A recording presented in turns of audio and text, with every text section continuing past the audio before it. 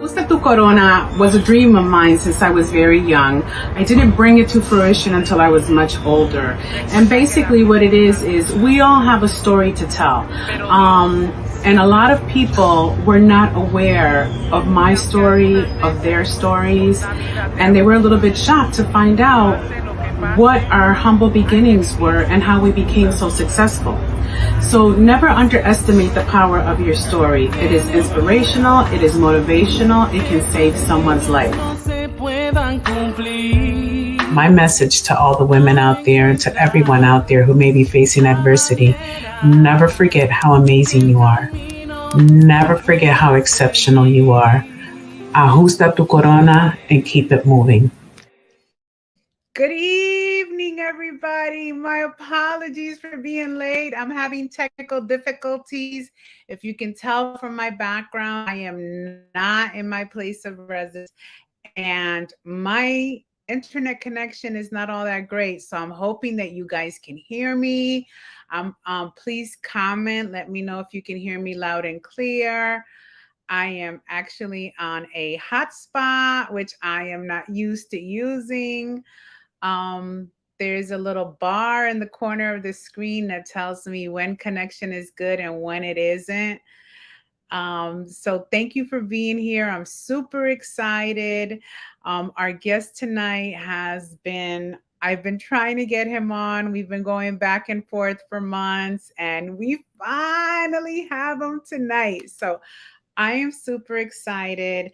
And of course, I'm so excited and even introduced myself. Welcome to Conversations with Ajusta Tu Corona. I am Lillian Maldonado, and I am a bilingual life coach, assisting women of adversity, making sure that they understand that there is a better life for them out there, no matter what they have gone through. So tonight, I'm so excited to announce that we have Miguel Ángel Boria with us. He is a volunteer with the Florida Highway Patrol. He was in the military, a captain, I believe, for 25 years. And he volunteers to a lot of in law enforcement, and he's involved in law enforcement. So he's here tonight to tell us a little bit about experiences on calls of domestic violence. So if you guys have any questions that you want to ask him tonight, it is your opportunity to take full advantage. And I'm going to bring him on and let him tell you a little bit about himself. Good evening, Miguel. I thought you was going to do the introduction. I did. Now you're going to make me speak about myself and embarrass myself. Of course. Come on, you got this. You have so much to brag about. You have a lot to share. Well, you said it. We go way back from the neighborhood, and I'm so happy to see you. I mean, I haven't seen you in a while. I know we were supposed to meet at one of your functions, and that didn't pan out at the time. So, but now we can do this. So, thank God for technology, huh? Absolutely. Well, as you said, I grew up in Connecticut, right, with you guys, next to you guys. After that, I went to college for a little bit, and then I joined the military. I spent 25 years total time. I retired as a captain, but the reason for that is because I commissioned late in my career. So I was enlisted the whole time I was in the service until about 18 years, and then I commissioned, and 5 years after that I made a captain, and that was how I retired. During the transition between the military and civilian, I went to the police academy, and then they offered me a job doing pretty much the engineering stuff and some other stuff from the federal side that I was doing in the military as well. So I was like, okay, police pay, 6-figure pay, it wasn't It was such a hard decision. It wasn't that much of a hard decision. But here in Florida, you get certified as a law enforcement officer. You have to maintain that certification, otherwise you will lose it.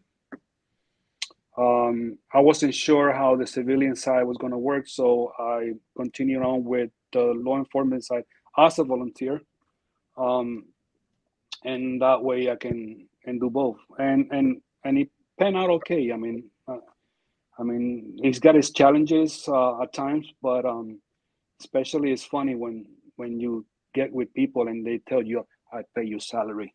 Say, "No, you don't." And they go, "Why not?" Because I'm a volunteer. See. Yeah. I don't get paid for this. I only get paid $1 a year. To be an Just officer? to be in law enforcement, yeah. And I do the same as a regular law enforcement out there. For the most part, I did some police work with in South Florida with Homestead, and but for the most part with the Florida Highway Patrol and pretty much like the second seat next to active full-time trooper. And we get calls. People think that it's all speeding and all that stuff, but we get just the same amount of calls as a regular police officer in a city, a town, or county. So yeah, we get a little bit of everything. And yeah, So that is where we're going this evening. We'd like for you to share. I'm going to ask you some questions and hopefully you'll be able to provide answers. If it's something that is not allowed for you to answer, just let us know. We'll go on to another question. But basically, like I stated, our foundation has to do with assisting and making people aware of domestic violence. So I think that a lot of the questions that we have is how does law enforcement handle it? Like, for example, if you get a call to a residence for domestic violence, what are the steps that you guys usually take? oh, obviously, safety is paramount. But let's say, for example, I'm patrolling and I get a call for domestic violence. Um, it's not routine. Some people think that, oh, it's a routine domestic call. No, nothing is routine. Not in this day and age. We're trying to get as much information from the dispatcher. A lot. You start to gather a lot of information. You start asking questions. You're trying to gather. Um, you want to assess. Okay, um, how many people in the house? Is there any weapons in the house? Are there any children? What is the nature of the call? Um, who's calling? Sometimes, believe it or not, it could be a scary children or kid hiding somewhere. Mommy and daddy are arguing, whatever, and you get that call. So we're trying to gather. And I'm sorry, my my vision is kind of this ways because my iPad is sideways and the camera is like on like the corner over here. Um, Okay. we gather a lot of information and pretty much just to assess how we're going to respond, how do we going to go, and we're going to get there. It's a lot of information that we have to, and not all of it is accurate at times. Sometimes it's incomplete. Um, the scary part is not knowing whether they're weapons or not, and the state of mental state of the person who is doing it. Sometimes it's just an argument, then shouting, screaming, or whatever. Neighbors may be hearing it, and that's who they call and whatever. For the most part, we try to call for backup. Always, you never go there alone. You get to the scene. You never. Each agency has their own procedures and policies. FDLE, which is the Florida Department of Law Enforcement, is oversees all the um, police agencies in the state of Florida. Obviously, each state is got their own procedures, but pretty much they mirror the same most of the time. But we try not to park the vehicle in front of the house. Mm. Um, that's just not just for our safety, but also for the safety of the person inside. You don't know what you're going to encounter. You know what you're gonna face, so you go into an unknown. Um, Obviously, if the dispatcher says I'm hearing guns, that somebody said there's weapons or whatever, and circumstances would dictate how we're gonna approach that. If it's like a real emergency, obviously we're gonna go lights and siren blazing, getting in there, because the intent, if something was to happen or something is about to happen, the intent is to deter that. If the perpetrator or the person who's committing the violence is here's the police or whatever, that may either hopefully um, stop him from doing what he's about to do or get him in a situation where now his focus is okay, the police is coming in or whatever. But for the most part, we try to get in quietly, listen, to see what we can hear, and then once we assess that situation, that will dictate how we're going to approach. If we need to knock on the door, then we'll knock on the door. For our safety as well, we're never going to go in front of the door, because there's been cases where officers get shot at from inside the house towards the Yes. outside. But you never stand in front of a window, never stand in front of a door. That's the main thing. If a child is the one that calls because mommy and daddy are arguing, you guys still go out, correct? Oh, of course, yes. Okay. Again, And everything will dictate how we. It's part of the assessment process. Everything questions. Me, for example, I just start driving the dispatcher crazy. I just start asking, but I don't know. I don't know. Ask the question. Ask who's calling. You got the person on the phone, because sometimes they call and they hang up. The intent is to keep the person who's calling on the phone to trying to gather as much. We call it intel, as much as you can to assess and how you're going to approach the scene. okay. And if there is a violent situation going on and there's kids in the house, how do you guys handle that situation? That is Like, scary. Um, yes. it is scary. If the child is the one making the call, um, the dispatcher, for the most part, they're trained. They're going to try to make that child stay, if it's in a safe area of the house. Sometimes, for the most part, they when they call, they're either in the closet or underneath the bed, somewhere in the room, somewhere where they're not being seen. So we tell them to stay there. Okay. Lock the door, hide inside the closet, protect yourself, and just stay there. Do not come out. Whatever you hear, do not come out.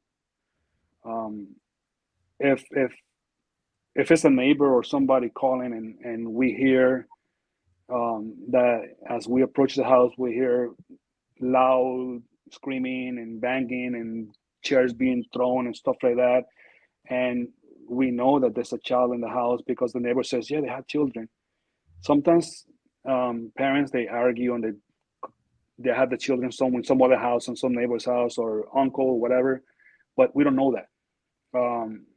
We have to assume that the child is in the house, and for that to be violent, then that will give us the authority to go in without knocking.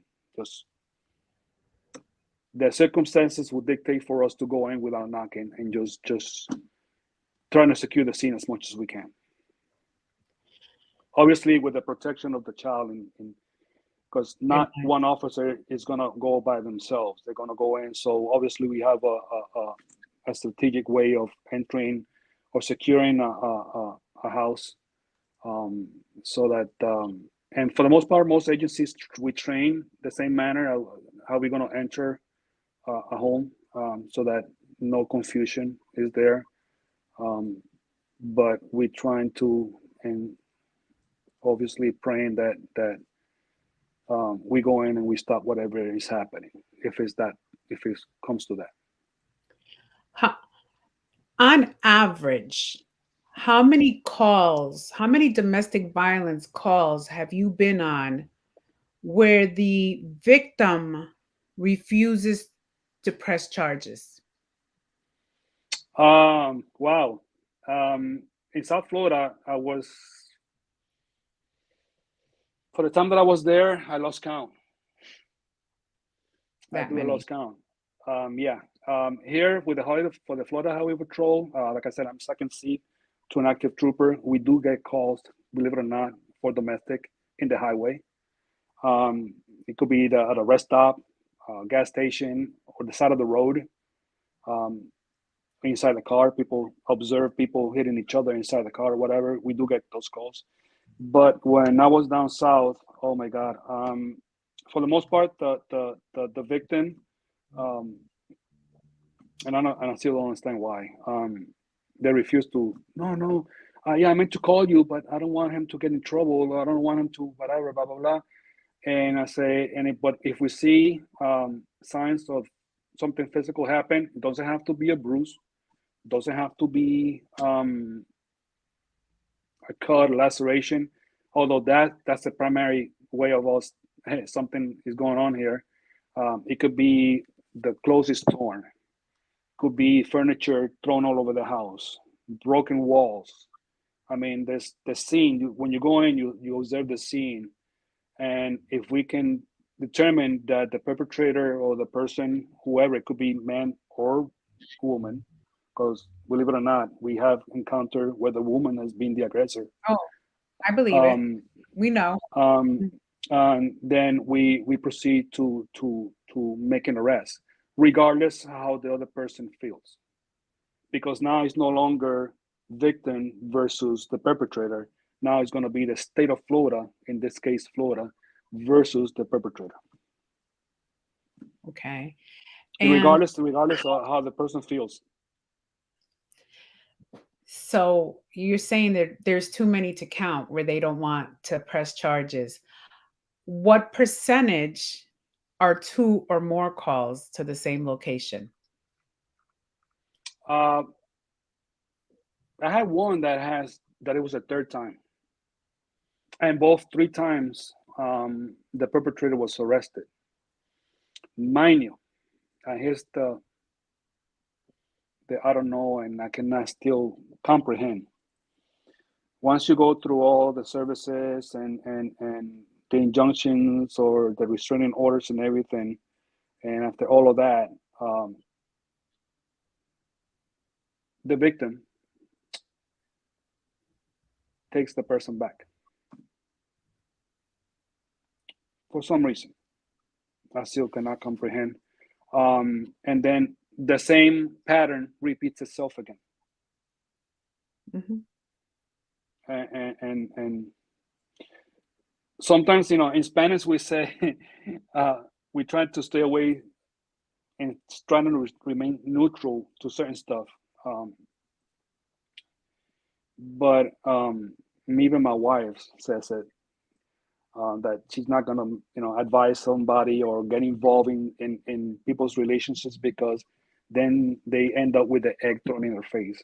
Because as much as you help, as much as you do, the person turns and goes back to the same pattern, um, the same thing.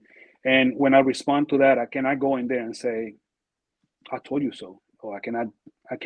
I still have to be the same way as before, compassionate. Um, I have to remain neutral. Sometimes I seen domestic violence, evidence of physical abuse that can turn your stomach around. And knowing who did it and how it did it, inside of me, there's this thing that tells me, you know, to do something at the moment, but I have to be professional. I have to compartmentalize, take those feelings and just take them in, and just remain focused on helping the victim, assessing the situation, and doing what I need to do to remove and one, de-escalate the situation, and do like they call it a crisis intervention. Mm-hmm. And for this, we have, for all this domestic violence and for a lot of other stuff, we have to like retrain once a year. We have to be recertified once a year Okay. for this. We have to go through training and training and training. The best thing about our department is that we do it so realistically that sometimes you think it's real, but it just sometimes it's just training. Sometimes they, you know, you're supposed to train and they call you out of the blue to go somewhere and it's supposed and oh, by the way, this is training. Oh, but In all yeah. of the years that you have been involved in law enforcement, would you say that domestic violence calls are increasing or decreasing? Mm, they're about average, and I add to my statistics for you. Just currently, um, 1 in 4 women experience some sort of um, violence. Either it could be sexual, physical, you know, stalking.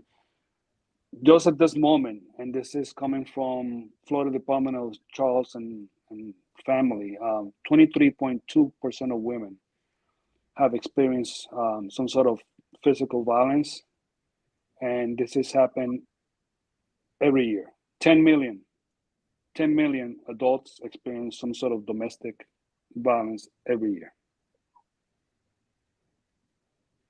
And just in Wow. 2020, I don't know. In 2020, I don't know if it was just because of the pandemic where people were inside the house. That number rose. Yeah. It went up quickly. Just in Florida was over 106,000, over 106,000 domestic calls, and out of those calls, 20,000 were the spouse was the victim, and there was like 63,000 arrests. Wow. That's in just in Florida.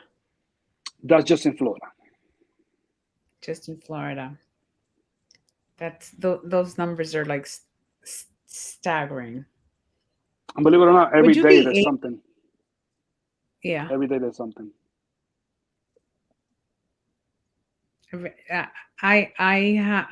I'm connected to so many domestic violence chat groups, and people just send me articles on a daily basis of women being, unfortunately, not just abused but murdered, due to by their domestic partner.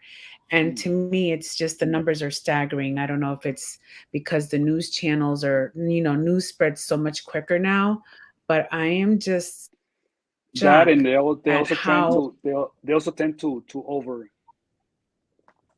I'm exaggerate a sorry. little.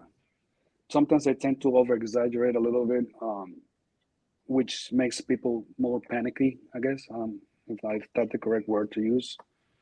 Um, but going back to what you asked me earlier about the scene, how we get into the scene. Once we in there, once we inside the established contact with both, we separate them. And I don't mean you over here, and go like this, like just like a referee. No. Uh-huh. If it's a male and a female, I'll take the male outside.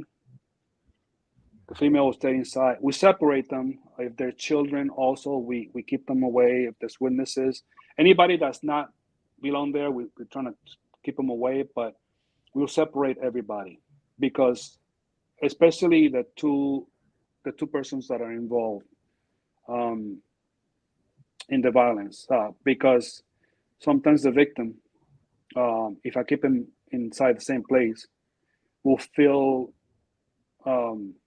I don't know, scared or intimidated by the person, either through body language or whatever, and they will not be as forthcoming. They're not going to talk to you Hmm. as freely as if I take them outside and I try to get as much information as I can from her about what's happening and what's going on. The same, whoever the officer takes the other person on the other side is going to take a statement. So once we go ahead, we compare statements, Hmm. and it's not just to see who's telling the truth or not, but just to see how we're going to what we're gonna do, what's gonna dictate whatever action we take. Miguel, would you be able to tell us the process of getting a restraining order and how it's enforced? For the most part, it's automatic. Usually, regardless of the outcome, whether we arrest somebody or not, we take the victim, and I printed out one for you. This is a brochure. We always hand these out to the victims of domestic violence. I don't know if you're able to read it. There's information in here. Each agency has their own little, with a little logo and stuff like that. This is for the Highway Patrol. And it has numbers. It has a lot of information here, and I'm gonna put my grannies on. Don't make fun of me. There's a portion here that says, how can we help? Can this law help? And it says, it gives you directions and instructions on how to obtain an injunction or a restraining order. What is the difference between the both? Pretty much the same thing. And what's going to dictate the level of the restraint or the level of what it is one, the victim being forthcoming as to what is going on. Sometimes they, like I said, they're scared. Sometimes they feel like if they say something and they take the provider or the person who did the away, now they're gonna be by themselves. They don't have anything. They don't have any job. They depend on this person for this and that. I'm here to tell you that's not true. There's services. There's a lot of stuff out there that will help you, and is, from shelters to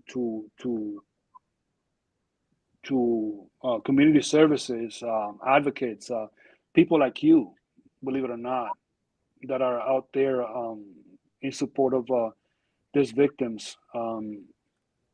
There's a lot that can be done.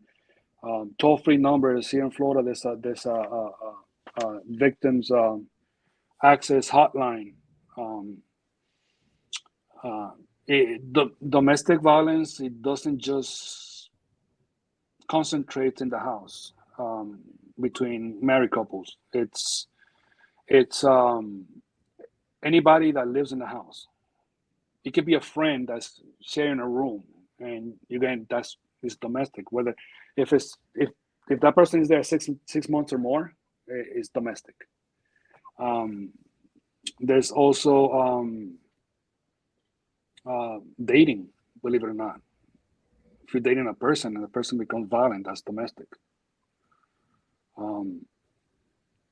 So we seem to have a bad connection because I could barely. I can't seem to hear you too well. I can hear you well.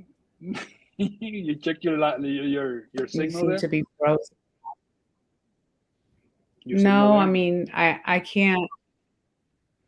I have signal here. It seems. You broke off.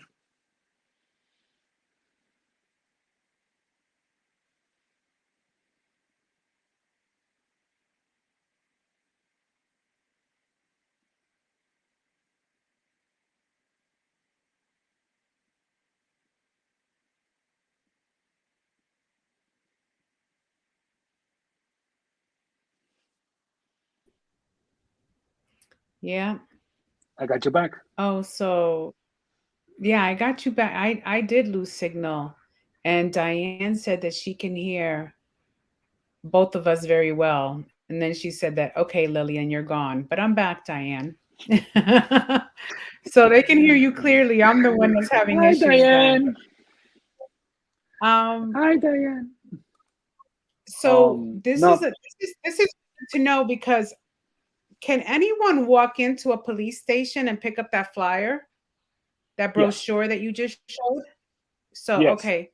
So But it's I'm gonna going to raise go to questions. my, huh? It's gonna raise questions. It's It's gonna going raise to, questions. well, I'm going to actually go and pick them up, and hand them out, to the people that I work with. Yes, it has Is value. It has valuable information. All the agencies has these type of brochures, and we Mhm. hand them out to regardless Okay. of what the outcome is, and it gives the person instructions, information, phone numbers, um, local access places that they can seek help and assistance. And one thing to note is we take into consideration also when we get in the call and we do the reporting and everything else, if there's a history. You asked me earlier how many um, um, cases that I've been into have been repeated. Have Yeah. I been in the same house several times? Where that's one of the things that go in there, and that will determine how long the injunction, for the most part, is immediate. As soon as a Mhm. person is taken into custody and is processed, the court will issue an injunction immediately. And they will take into consideration the person's history, whether it's repeated or not.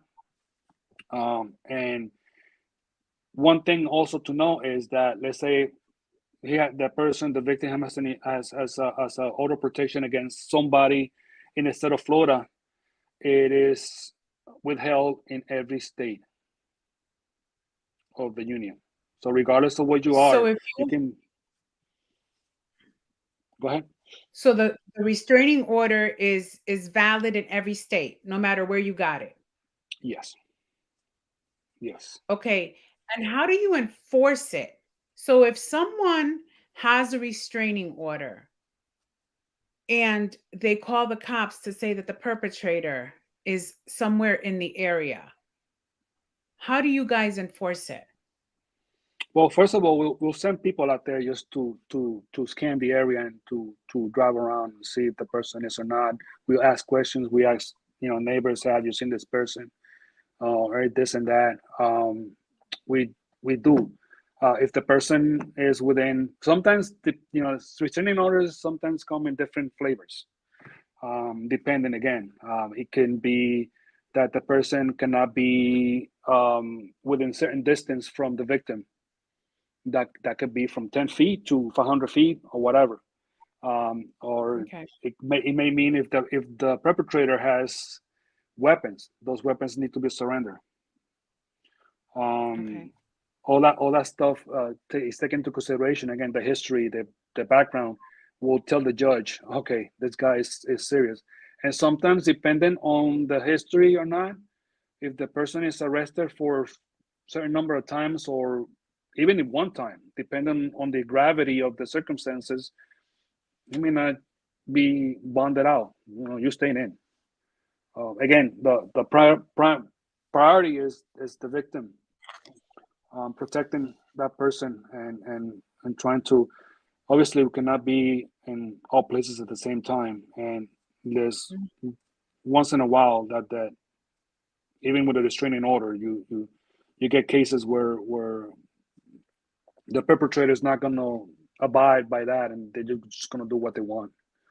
Um, Cases like that, we just take him in. If we catch him in time, he obviously is going to be apprehended, and he's going to be kept inside. We'll talk um, um, to the lawyer, or the state attorney in this case, and trying to keep this person in without any loose. Because again, if it's shown that his level of violence is can be escalated to a point where now the victim's life is in danger, then we have to prevent that at all costs. Obviously, it doesn't always happen that way, but that's the aim. That's to protect the victim. And if we get into a situation like you mentioned earlier, if there's children involved, even the elderly, like grandma and grandpa is in the house or something, we will immediately notify DCF, we have to put it in a report. Okay. We have to observe and put everything in detail in the report. Obviously, if there's a statistic that says, what is it called? Uh, uh, there's an estimate that 40 to 70% of the domestic violence that occurs in the house, it probably there's children involved. There's children in there. The children are also getting abused. Yes, or the elderly, for that matter. So when we go Yeah. in, we just not assess what's happening in the moment. We will look at everything. I'm pretty observant, so I start looking at if I see any evidence of the child. I obviously go up to the child, get visually, see if there's any indication of violence. Sometimes they don't have to be. Sometimes the way they react. If you bring them next to the person or somebody, they're trying to hide. The body language will tell you a lot. Yeah. So regardless of the fact, we have to alert in this Department of Children and Families. In this case, get them involved. They may do their own investigation while we do our own, or we can do it together. When you go to the residence on a domestic violence call, and I'm not sure if you told me that when you assess and you take you separate them, what determines if the person gets arrested? Like seeing the actual abuse or seeing something broken in the home? Because you said if you see stuff all over the place, there's an indication. But what Well, allows you to arrest someone? the primary thing that we look at is to see if any physical evidence. Sometimes, obviously, the victim may have a shirt on. In the event that is a female victim, obviously, we're always going to have also a female officer present. And sometimes, like when we separate them, we kind of like touch gentle. We let them know, hey, I'm going to just go ahead and walk you. And when we do something, we sometimes either touch the back or something that is not readily visible. And if they do something like that, pain or something, or the manner if how they're walking, sometimes there's evidence of previous abuse, a scar that's healing or bruise or something that is there. There's a lot of stuff that and even if there's not a physical evidence, if there's a witness that say I saw him hit the person or whatever, that will also determine. If we don't make an arrest, I still have to justify why this person is not being arrested. When we also another way to separate another reason to separate them is because sometimes the perpetrator may get more agitated when they see law enforcement. Like, oh, you call the police, blah, blah, blah, and he gets more violent towards her. Or the victim, now that police is present, feels protected and goes towards the perpetrator because she feels and sometimes we end up arresting both. Because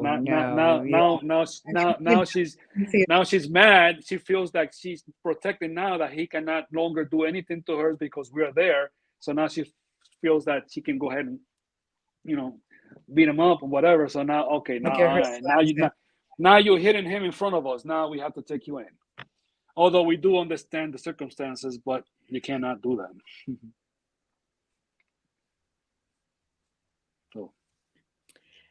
So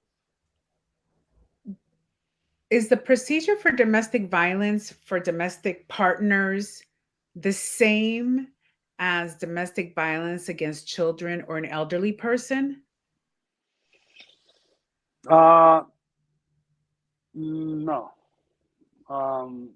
Well, yes and no.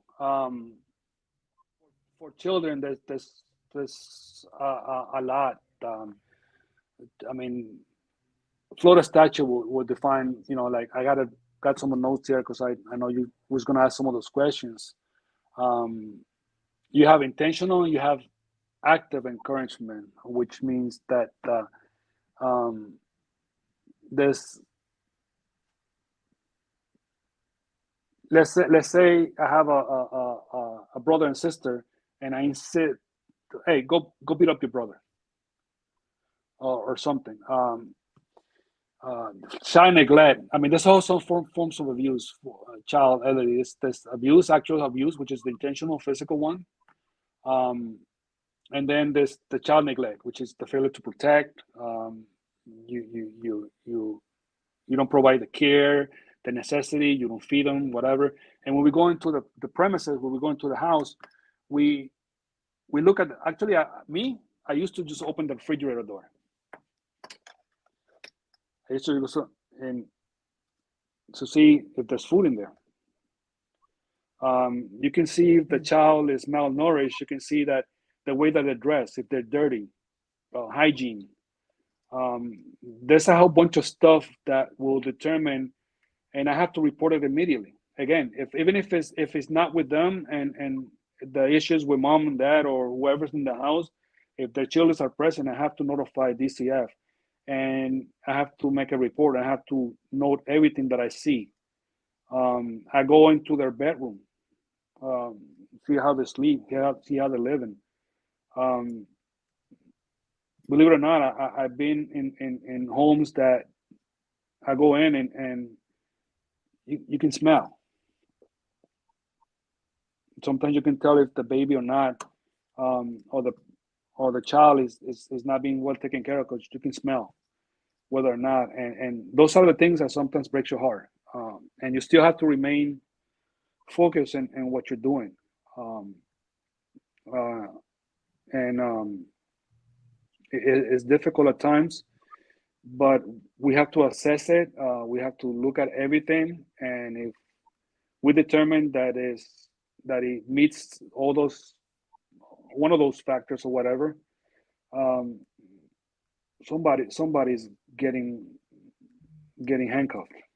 Um, Sometimes one of the parents may not be directly involved in the actual abuse, but just by the fact you're knowing about it and not reporting it makes you an accessory. So now you're also gonna get in trouble with the law. Um, it's I seen police officers that have lost it. Um, they have gave you a scenario that one officer went in. I was still a rookie, and he went in, and we didn't know that was a child or not. We just went in there, and we saw that there was arguments. We saw signs that there was some struggle or something, because we saw chairs and stuff, furniture, moved around the house. But the officer looked and saw a baby chair. Um, Once we look at that and said, okay, where's the baby? And the victim said, in the bedroom. So when the officer went inside the bedroom, what he saw triggered him to react in a way that he should not have reacted. Came outside and just started beating the hell out of the guy. When we go in there, composure.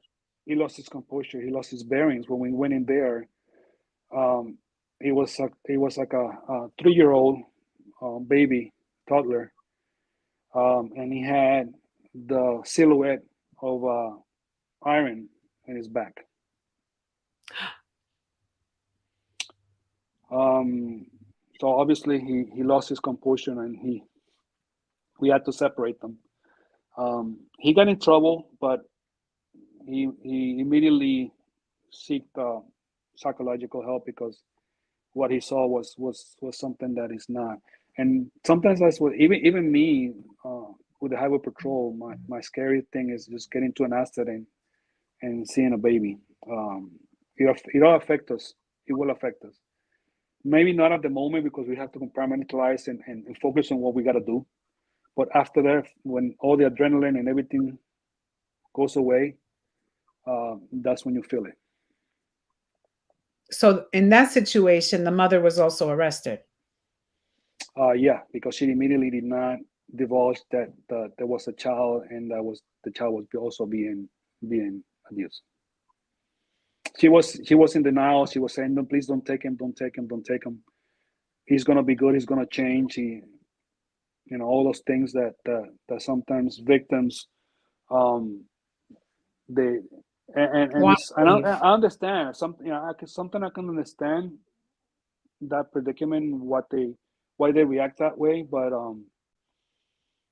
when you step into a minefield, you're trying to avoid stepping again in the same minefield because it's gonna blow.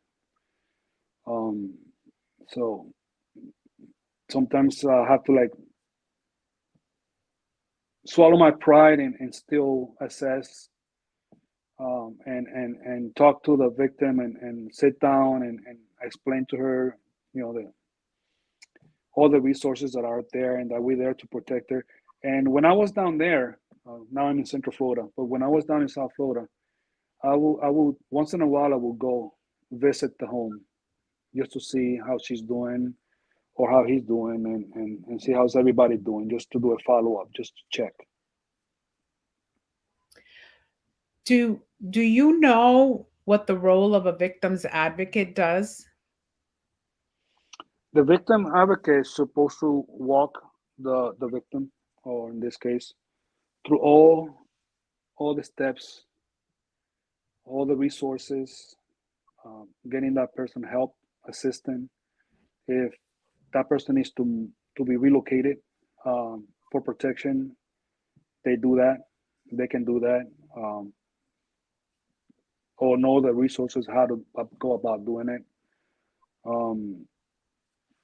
Sometimes if it's when I get to a domestic scene, if it's just the argument, we separate and we try to de-escalate. We will separate them.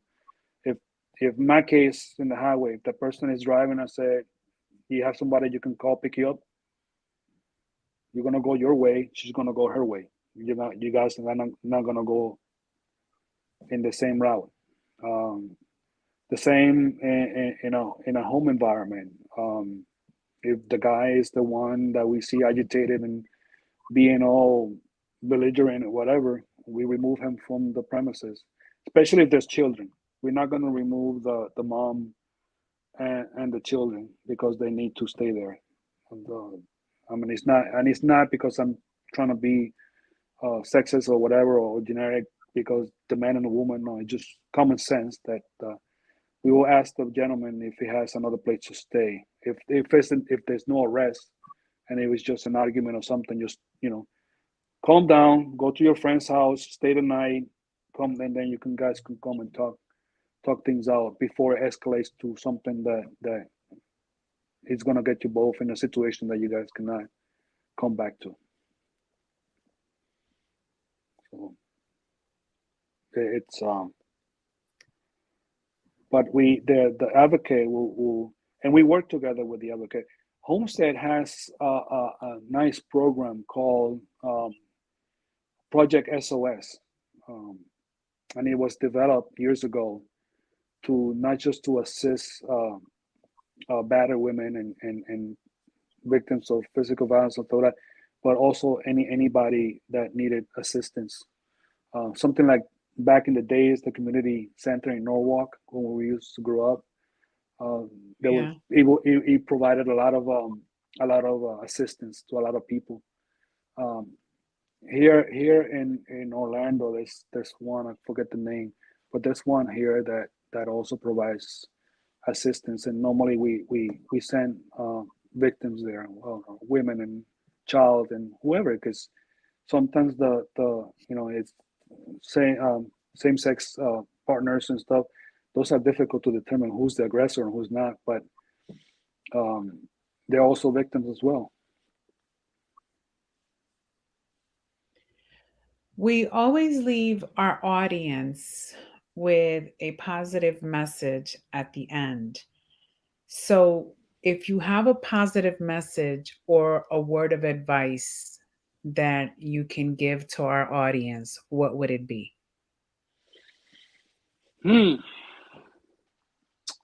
Wow. I have so many things that Dad used to tell me. Spanish sayings that sometimes they lose the translation in English. But um,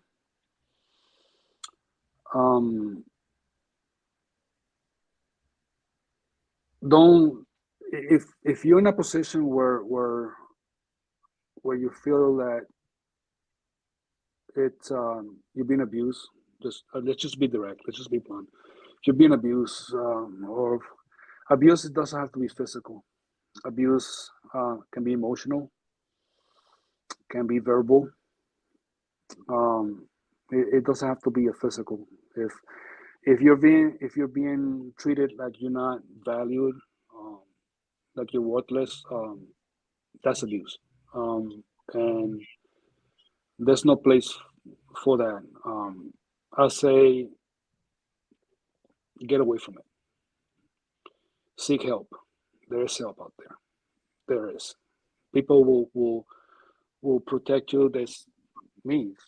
Knock, knock on my door. Reach for me. Ask for my name at the highway patrol station here, and we'll go. If I don't have the answers, I will get you the answers. I will, because I'm not perfect. I don't know it all. Um, I do follow the law. I do a lot of things that by statute and by procedure that I'm supposed to do. But um, seek help. Um, and the grass is not always greener on the other end. Um, take care of yourself. Feed your grass. Um, you know, I always thought that a person is worth a lot, regardless of who you are. I was taught to look at the person's heart and what they are, not what they believe in. If they believe in whatever they believe, you're a good person. You love. You're loved. You bring peace and you want to be good to others. Then that's feeding your grass.